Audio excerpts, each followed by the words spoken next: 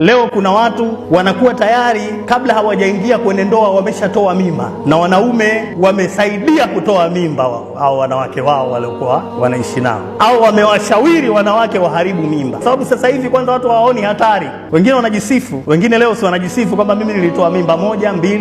Yeye akasema mimi bwana nilishawahi kupata mimba nikaitoa kwa sababu niliona itakuwa baba mwenyewe hayupo. Mwanaume naye anasema mimi bwana nilikuwa kuna mwanamke nikamshawishi akaenda kutoa mimba, nikampa hela nikamwambia akatoe, sasa kuleta watoto mapema namna hii. Hawa watu ni hatari sana, inabidi. Na leo hii watu hawana haya, wanaongea hayo mambo ni kitu kama vile wanajifakharisha, kama vile watu wanajifakharisha kabisa, anaona kama kitu hakina ubaya, lakini hiyo ni haramu na ni dhambi kubwa. Dhambi lake ni sawasawa na mtu anayeua mtu mzima. Yani jambazi anayetembea na bunduki anaua watu hana tofauti na yule jambazi ambaye alimuua mwanawe tumboni, au alitumia yeye mchango wake akatoa akaenda kumuua mtoto wapi? Tumboni. Sijui umenielewa vizuri? Huyo ni hatari, ana moyo mgumu. Huyu usidhanie huyu anaweza akashindwa kufanya chochote ambaye alitoa wakati ule. Kwa hiyo unakuwa sasa, kama ni mwanamke umeolewa na mwanamume ambaye amewashawishi wanawake waharibu mimba, ujue unaishi kwenye nyumba ya katili. Na kama ni umeoa mwanamke mwenye tabia hizo,